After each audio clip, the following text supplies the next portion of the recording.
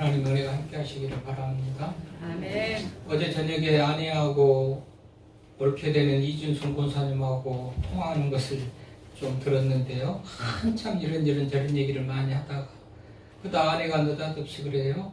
다 잊었지요. 잊어버리지 않고 그런 것들 힘든 것들 다 기억하면 어떻게 살겠어요. 뭐 이런 얘기를 하더라고요. 그렇죠?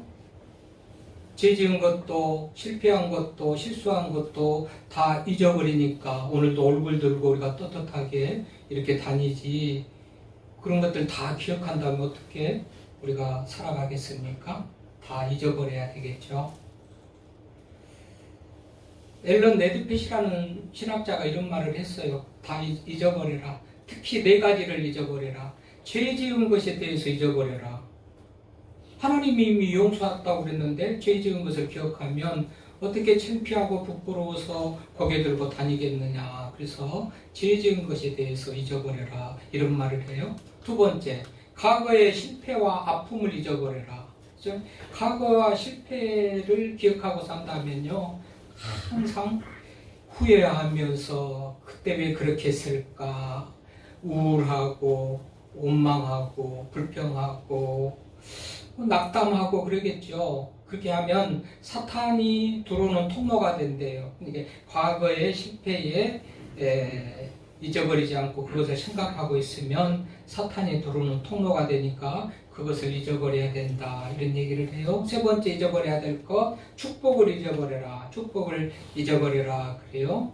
왜요? 과거의 축복을 생각하면 지금의 현실에 축복되지 못한 삶을 비교하면서 감사도 잊어버리고 원망과 불평하는 그런 모습만 가지기 때문에 과거의 축복도 잊어버려라. 이렇게 말을 하고요. 과거의 성공도 잊어버려라. 그래요. 과거의 성공을 기억하면 어떻게 되죠? 성공을 기억하면요. 태만해지고 게으르고 교만해지고 성공을 생각하면 그랬다는 거예요. 그래서 지나간 과거에 대해서 이룬 모든 것, 죄를 잊어버리고 실패의 아픔을 잊어버리고 축복도 잊어버리고 그리고 마지막에는 뭐였죠? 네? 마지막에는 뭐예요? 성공도 잊어버리라고 그랬잖아요. 성공을 항상 생각하면 나태하고 게으르고 교만해지고 그래서 미래를 나가는데 아무 도움이 없기 때문에 이런 것들을 다 잊어버려라. 그렇게 얘기를 하는 줄 압니다. 그럼 치열하게 한 해를 살아오신 여러분들 결산해 보니까 어떻겠습니까? 결산해 보니 어떤가요? 실패한 한 해였습니까? 성공한 한 해였습니까? 하나님의 은혜로 충만한 한 해였습니까? 아니면 낙담과 좌절하는 그런 한 해였습니까? 그럴지라도 뭐라고요? 잊어버리라고요. 잊어버리라고요. 생각하지 말라고요. 어떤 좋은 것일지라도 생각하지 마라. 이 4가지 잊어버려야 될 것을 정리해서 말한다면 성공의 실패에 너무 일비일비하지 말고 하나님의 약속된 말씀을 믿고 소망 가운데 살아가라 라는 그런 말로 정리가 되어지죠. 아멘. 오늘 본문에 보면요. 참으로 실패한 한 인생의 고백이 나옵니다. 4절 말씀 볼까요? 그러나 나는 말하기를 내가 헛되이 수고하였으며 무익하게 공연히 내 힘을 다하였도다. 아니 1년을 내내 수고했는데 얻어진 것이 없고 결과가 없을 때 이런 고백을 할 수가 있겠잖아요. 내가 헛되이 수고하였으며 무익하게 공연히 내 힘을 다하였도다. 그뿐만 아니라 7절에 가서 저 중간쯤 보니까는 뭐라고 그래요? 사람에게 멸시를 당하는 자, 백성에게 미움을 받는 자, 간원들에게 종이 된 자 같은 그런 인생이 되었을 때 얼마나 정말 불행하고 비참한 그런 인생의 모습이에요. 헛된 시간 헛수고 내내 수고하고 있었지만 아무것도 모아진 것도 없는 그런 헛된 인생이 되었을 때 얼마나 낙담하고 좌절하겠는가. 그런데요, 오늘 이 고백을 하는 분은 메시아, 하나님의 아들 예수 그리스도의 고백입니다. 그 능력이신 분, 하나님의 아들 되신 분도 실패를 하셔가지고 힘들어서 이런 고백을 하고 있다는 사실이에요. 놀랍죠? 하나님의 아들 예수 그리스도도 이런 실패를 하고 힘든 상황을 고백을 하구나. 내가 헛되이 수고하였으며 무익하게 공연히 내 힘을 다하였도다. 여러분, 이 말은 뭐지요? 하나님께 예수님을 이 땅에 보내실 때 모든 인류를 구원하라고 메시아로 구원자로 이 땅에 보내셨잖아요. 그래서 1절에 보니까 내게 들으라 먼 백성들아 귀를 기울이라 여호와께서 태에서부터 나를 부르셨고 내 어머니의 복중에서 내 이름을 기억하셨으니 이렇게 부르셔가지고 하는 일은요 인류를 구원하기 위해서 보내셨다고 오늘 성경이 그렇게 말하고 있단 말이죠. 5절에 보니까 뭐라고 그래요? 이제 여호와께서 말씀하시나니 그는 태에서부터 나를 그의 종으로 지으신 이시고 야곱을 그에게로 돌아오게 하시는 이시니 이스라엘이 그에게로 모이는도다. 그러므로 내가 여호와 보시기에 영화롭게 되었으니 나의 하나님 나의 힘이 되셨도다 그러는데요. 어쨌든 이 말씀들을 보면 태에서부터 복중에서부터 작정을 했어요. 하나님의 종으로 하나님의 일을 해야 될 구원자로 작정을 하시고 세상에 보내시면서 너는 세상에 가서 모든 인류를 구원하라 그렇게 해서 보내셨잖아요. 근데 우리 인간적인 눈으로 볼 때 그것을 완성을 보지도 못하고 진행하는 중에 33살이라는 젊은 나이에 십자가에 달려 돌아가셨으니 사람들마다 실패하는 사람이라고 그렇게 말할 수밖에 없는 그런 현실을 맞이한 거죠. 사람들은 무슨 죄를 지었길래 젊은 청년이 십자가에서 죽냐? 실패한 인생의 전형적인 모습을 보여주는 그런 마지막을 우리 예수님께서 보여주셔요. 그래서 정말 예수님이 하신 일은 아까 얘기했듯이 헛되이 수고하고 무익하게 공연히 힘만 쏟고 아무 결과가 없는 것 같은 그런 자조적인 얘기를 하고 고백을 하는 그런 상황을 예수님이 실질적으로 맞이했던 세상 가운데서 마지막으로 맞이했던 그런 모습이죠. 근데 아무 대책 없이 준비 없이 예수님께서 이 땅에 오신 것은 아니고요. 하나님께서 예수님을 보내실 때에 여러 능력과 지혜들을 주어서 보내기도 하지만 사단 마귀와 싸워서 이길 그런 준비된 또 훈련된 그런 모습으로 예수님을 이 세상에 보내요. 이 세상에는 막강한 힘을 가진 로마 정권도 있고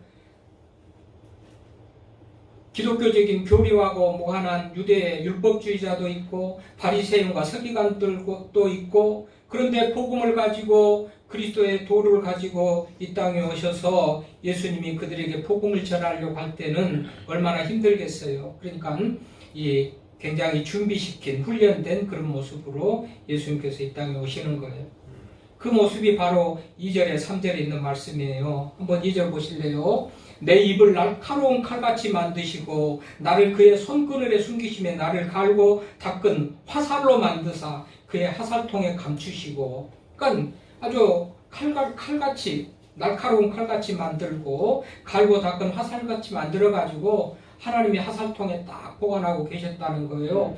필요할 때 요긴할 때 아주 적당할 때 때를 맞춰서 그것을 활용하시려고 아주 훈련시키고 준비된 모습으로 예수님을 이 땅에 보내셨다고 그렇게 말씀하신 거란 말이죠. 여러분 에베소서 6장에 보니까 완전히 에베소서 6장에도 보면 이 땅에 사는 성도들이 무장하고 살아야 될 것에 대해서 경고를 하시죠. 교훈을 하시잖아요. 에베소서 6장에 진리의 허리띠를 띠다든지 의의 호신경을 붙이라든지 복음의 신발을 신으라든지 믿음의 방패를 가지고 구원의 투구를 쓰라든지 이런 믿음으로 살아가는 세상 여정에 대적자들도 많고 넘어뜨리려는 사람도 많으니까 정신 바짝 차리고 이런 믿음을 가지고 살아가야 된다라고 말씀하시면서 마지막 부분에서는요 에베소서 6장 17절에 보니까 성령의 검, 곧 하나님의 말씀을 가지라 그래요. 하나님의 말씀을 가지라. 이게 말씀은 우리가 히브리서의 말씀대로 하나님의 말씀은 살아있고 운동력이 있어 좌우의 날선 어떤 곰보다도 예리하여 우리의 영과 혼과 및 관절과 골수를 찔러 쪼개기까지 한다고 하나님의 말씀을 그렇게 말하잖아요. 그래서 하나님의 말씀은 검으로 성경에서 말하고 있는데 오늘도 칼같이 잘 맞으면 날카로운 칼같이 그렇게 만드시고 또 잘 닦은 화살같이 그렇게 만드셨다는 것은 세상에 나가서 진리를 선포하고 사단 마귀를 대적하고 유대율법주의 바리새인 서기관 같은 이런 사람들하고 대적하기에 넉넉하고 충분한 그런 훈련과 준비된 모습으로 이 땅에 오신 예수님이셨어요. 그것을 우리가 알 수가 있어요. 그래서 잘 준비된 모습으로 이 땅에 오셨단 말이죠. 그래서 그런 상황 속에서도 잘 훈련되고 준비된 모습으로 땅에 가서 인류를 구원해라 라고 하나님께서 예수님을 이 땅에 보내신 거 아니겠어요? 얼마 전에 우리가 성탄절을 지난주에 보냈는데 어쨌든 그러면서 훈련시키고 준비시키고 보낸 것을 또 넘어서 더해가지고 하나님께서 자꾸 말하잖아요. 내가 택한 종, 복중에서부터 태중에서부터 내가 지명하고 택한 종, 이것을 많은 사람들이 들으면서 예수 그리스도를 인정하게 만들 뿐만 아니라 예수님 스스로도 나는 내가 원해서 온 게 아니고 내가 내 힘만 가지고 온 게 아니고 내 뒷배경에는 여호와 하나님께서 나를 택하고 부르셔서 이 일을 하게 하셨다라는 그런 자신만만한 그런 배경이 되는 응원가가 되겠죠. 너는 나의 종이요 내 영광을 나타낼 이스라엘이라. 3절 말씀 보십시오. 이런 사명을 부여갖고 이 땅에 온 예수님은 얼마나 자신만만하게 뭐든지 할 수 있는 그런 모습으로 오셨을 거 아니겠어요?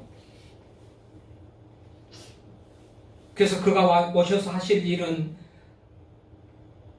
죄로 말미암아 하나님과 멀어진 이스라엘 백성들을 돌아오게 하고 5절에 그랬잖아요. 5절에 하나님께서 이스라엘 백성들을 돌아오게 하는 그 일을 오신 예수 그리스도 메시아가 하신 일로 그렇게 얘기하고 있잖아요. 또 보존된 자들을 찾으시는 그런 모습으로 찾으시려고 6절에 보니까 또 보존된 자들을 돌아오게 하고 찾으신다. 보존된 자들이라는 것은 신앙의 삶을 살면서 그 핍박 가운데 그 억압 가운데서도 믿음을 잃어버리지 않고 지키고 사는 구루터기 같은 남은 자들, 보존된 자들, 그들을 또 격려하고 위로하기 위해서 예수님이 오셨다. 지금 그렇게 말하는 것이고, 이방인의 빛이 되게 하시고 구원하시기 위해서 또 오셨다. 6절에 그렇게 했잖아요. 너를 6절의 후반부 보니까 또 너를 이방의 빛으로 삼아 나의 구원을 베풀어서 땅끝까지 이르게 하리라 라는 이런 거룩한 목적을 가지고 예수님이 이 땅에 오셨고 훈련되고 준비된 모습으로 예수님께서 이 땅에 오셨단 말이죠. 하나님께서 응원해 주시고 내가 너를 택한 특별한 나의 종이다, 나의 사역자다 하면서 이 사명을 가지고 이 땅에 오셨을 때 누가 예수님을 대적할까, 누가 예수님을 거역할까라는 그런 완벽한 그런 구원자의 모습으로 이 땅에 오셨어요. 그런데 아까 읽었던 대로 4절같이 뭐라고 그랬다고요? 내가 헛되이 수고하고 무익하게 공연히 내 힘을 다하였도다. 7절 후본자리 같이 사람에게 멸시를 당하고 백성에게 미움을 받고 관원들의 종이 되는 것 같은 그런 비참한 모습에 이르렀을 때 정말 예수님은 다 누가 보더라도 실패자의 모습 아니겠어요? 실패자의 모습. 실패자의 모습이요. 사람들의 눈으로 볼 때는 다 실패자의 모습이에요. 다 실패했다. 근데 오직 유일하게 하나님 한 분은 실패한 자로 보지 않았어요. 하나님이 판단이 정확하고 하나님이 보신 것이 정확한데 우리 하나님께서는 어떻게 보셨나요? 그래서 이 주님이 뭐라고 고백합니까? 4절에 보니까 나에 대한 판단이 여호와께 있고 나의 보응이 나의 하나님께 있다. 그러니까 하나님이 판단하시고 보응이 하나님께 있어요. 그러니까 실패한 자에게 주어지는 그런 조소나 조롱이나 비판이나 비난이나 이런 게 있는 게 아니고 하나님이 판단하시고 이후에 이런 실패자 되신 예수님에게 막 말하건대 비난을 하고 조롱하고 어리석다고 말하고 왜 그렇게 내가 잘 훈련시켜서 내가 너를 택하고 보냈는데 그렇게 실패하고 말았느냐 하고 야단친다면 마땅히 예수님은 실패한 인생이 되고 말았을 것인데 이후에 하나님께서 예수님에게 하신 일, 이 메시아 구원자에게 하신 일을 보면요, 뭐라는 거예요? 다 높여주는 것만 있잖아요. 높여주는 것. 승리한 자에게 주는 칭찬과 격려와 명예와 상급만이 이 구원자에게 주어지잖아요. 뭐라고 그래요? 이스라엘이 다 그에게로 모이고, 5절에 보면 그런 말씀도 있거니와 7절에 보니까 뭐라고 그래요? 끝부분에 보면 7절에 중반부에 보니까 왕들이 보고 일어서며, 아니 간원들에게 종이 되고 사람들에게 멸시를 당하고 백성들에게 미움을 받은 자, 이 자에게 왕들이 보고 일어서며, 왕이 누구간데 이 구원자, 실패자 같은 구원자를 보고 일어설까요? 경외하는 마음을 가지고, 존경하는 마음을 가지고 일어서는 그런 모습 아닙니까? 그럴 뿐만 아니라 고관들이 경배하는가. 고관들이 경배를 한대요. 이건 승리자, 그야말로 모든 상급과 칭찬과 영광을 이 메시아에게 돌리는 그런 모습이잖아요. 그러니까 이 예수님은 십자가 지고 젊은 나이에 죽어서 실패하는 것 같은 이 예수님의 모습이지만 하나님이 보실 때는 승리했다. 그래서 승리한 자에게 주는 모든 영예와 칭찬과 격려를 아끼지 않고 이 예수님 메시아에게 주고 있는 그런 모습이 오늘 읽었던 본문이란 말이죠. 그렇지 않습니까? 왕들이 보고 일어나며 고관들이 경배하리니 이는 이스라엘의 거룩하신 이 신실하신 여호와가 그가 너를 택하였습니다. 그렇죠. 전능하신 하나님께서 구원의 사역을 하시기 위해서 예수님을 이 땅에 보내셨는데 그렇게 실패한 일로 끝나버리면 될 수도 없거니와 하나님의 능력을 부여받은 메시아가 이 땅에 오면 승리할 수밖에 없고, 사실은 사람들의 눈으로 볼 때는 실패한 것 같지만 하나님이 판단하신다고 그랬잖아요. 4절에 보니까 하나님이 판단하시고 여호와께 있고, 참으로 나에 대한 판단이 여호와께 있고 나의 보응이 나의 하나님께 있느니라. 그래서 하나님은 실패한 자로 보지 않는 거예요. 증거가 뭐예요? 높여줬잖아요. 높여줬죠.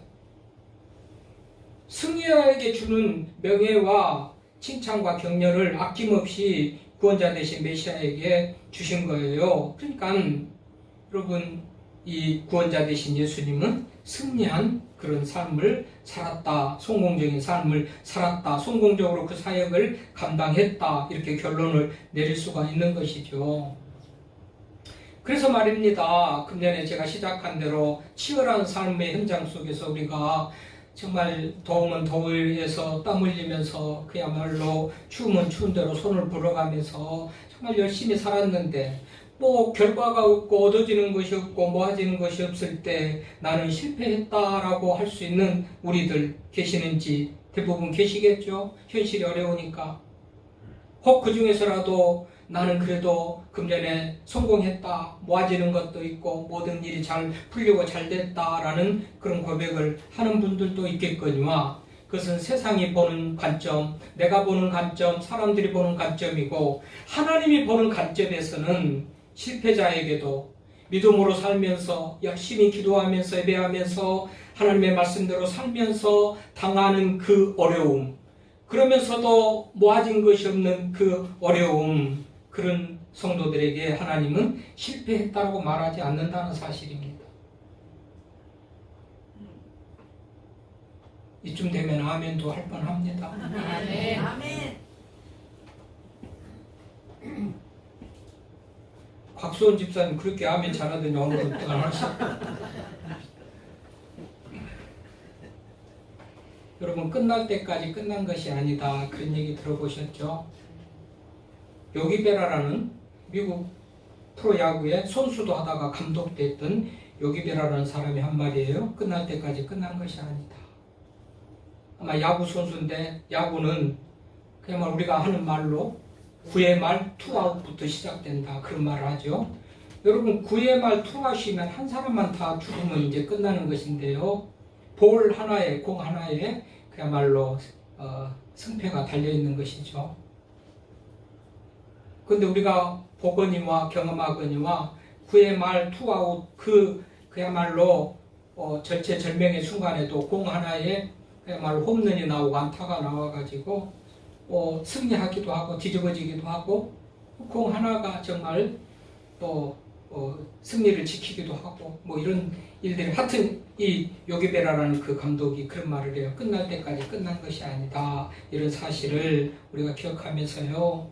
우리 인생 금년에 혹시 실패했는지 모르지만 끝날 때까지 끝난 것이 아닌 줄 믿습니다. 아멘. 또한 우리가 성공하고 승리했다라고 하는 그런 한 해가 될지 모르지만 그 승리와 영광도 우리 인생 끝날 때까지 보아야 될 일이지 끝날 때까지는 끝난 것이 아닙니다.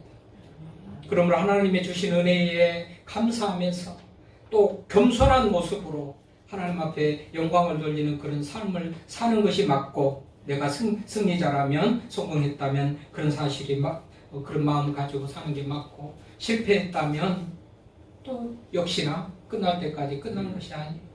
두고 봐 내 인생 내가 하나님의 말씀으로 정말 하나님이 기뻐하시는 삶을 사는 한 실패자 같더라도 하나님께서는 나를 승리자로 보시고 그 승리의 모아짐이 결국은 내 인생의 최고의 승리자가 될 것이라는 그런 믿음을 가지고 살아갈 수 있기를 바랍니다. 아멘. 우리 사람들은 보통 결과에 그냥 결과만 보고 결과만 좋으면 좋다, 결과만 나오면 낫다라는 그런 모습으로 살아가지고 결과를 보고서 승패를 판가름하지만 우리 하나님은 과정을 보시는 거예요. 과정. 그래서 사람들은 뭐로 가도 소문만 가면 된다고 하지만 우리 하나님은 그 모든 과정을 보시면서 우리가 어떻게 하든지 무슨 좋은 열매만 맺었다 그것만 보고 하나님께서 칭찬하고 승리했다 그렇게 하시는 분이 아니고 과정을 보시는 하나님이라는 사실을 늘 기억하면서 살아갈 수 있기를 바랍니다. 아멘. 예수님이 십자가에 달려 돌아가실 때 3년 동안 그를 따르던 제자들, 스승님, 주님 하면서 따르던 사람들, 그 제자들도 예수님이 십자가에 달려 돌아가실 때 다 도망가고 그리고 부인하고 배신하고 그랬잖아요. 이런 것을 볼 때 어떻게 승리한 인생이라고 할 수가 있고 성공한 인생이라고 할 수가 있겠습니까? 제자들도 버리고 떠나가는 그 실패한 인생, 예수님, 인간 예수님. 그러나 우리 하나님께서는 그 예수님이 이겼다, 승리했다라고 온갖 칭찬과 영광을 다 주시잖아요. 빌립보서 2장 11절 말씀도 보면 하나님이 그를 지극히 높여서 그야말로 더 이상 높일 수 없는 그 높은 데까지 지극히 높여서 모든 이름 위에 뛰어난 이름을 주시고 하늘에 있는 자들, 땅에 있는 자들, 땅 아래 있는 자들까지라도 모든 무릎을 예수의 이름에 꿇게 하시고 모든 입으로 예수 그리스도를 주라 신하게 하셨다고 극찬에 그야말로 높여주심을 빌립보서 2장 11절에 그렇게 말하고 있어요. 실패자에게는 그럴 수가 없는 거잖아요. 로마 권력도 여전하고 바리새인 서기관들도 여전하고 유대 율법주의 유대 제사장들도 여전하게 힘과 권력을 가지고 백성들을 괴롭히고 억압하고 하는데 그래서 메시아로 오셔가지고 주님이 하실 일을 우리가 아까도 찬송을 했습니다만 예수님은 누구십니까? 우는 자의 위로가 되고 약한 자의 강함이 되고 병든 자의 치료가 되고 예수님은 누구신가? 없는 자의 풍성이고 천한 자의 높임이고 잡은 자의 노임이고 예수를 이렇게 우리가 찬송을 하는데 사실 그런 일을 하기 위해서 예수님이 오셨단 말이죠. 로마 권력을 억압하는 그들을 정말 무너뜨리고 해방을 하든지 바리새인 서기관들 유대 율법주의 이것은 여전히 있잖아요. 하나도 이긴 모습 그것이 이루어지는 모습은 하나도 없고 여전히 그들에 의해서 예수님께서 십자가에 달려 돌아가셨잖아요. 그래서 실패한 것 같이 보이잖아요. 오신 목적 뜻을 하나도 이루지 못하는 것 같은 그런 모습을 보이잖아요. 우리들이 볼 때는. 근데 우리 하나님께서는 그 과정을 보신 거예요. 결과만 본 게 아니고 과정을 보신 거예요.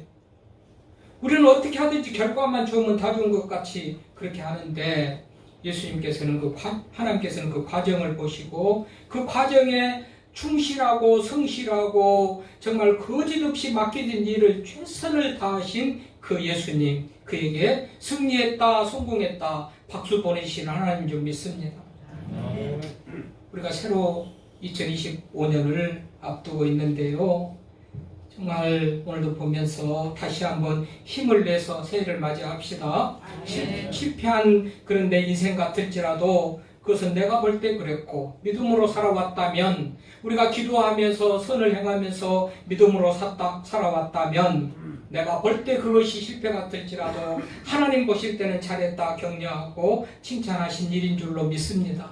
그래서 내년에도 여전히 믿음으로 살면서 또 소망 가운데 나가면서 그렇게 할 때에 우리 하나님께서는 우리들에게 큰 영광을 주실 줄로 믿습니다.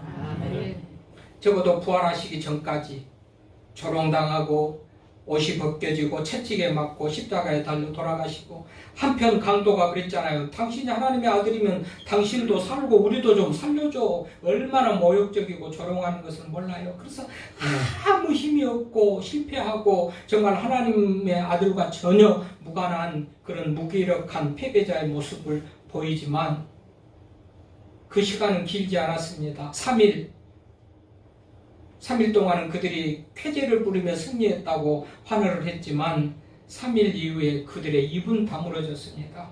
사망 권세 이기고 부활하심으로 예수가 최종의 승리자고, 예수가 정말 하나님의 아들 되심을 증명하고 보여줬지 않습니까? 믿음으로 사는 자의 끝에 우리 하나님께서 최고의 영광과 승리를 주실 줄로 믿고 그 믿음 가운데 살아갈 수 있기를 바랍니다.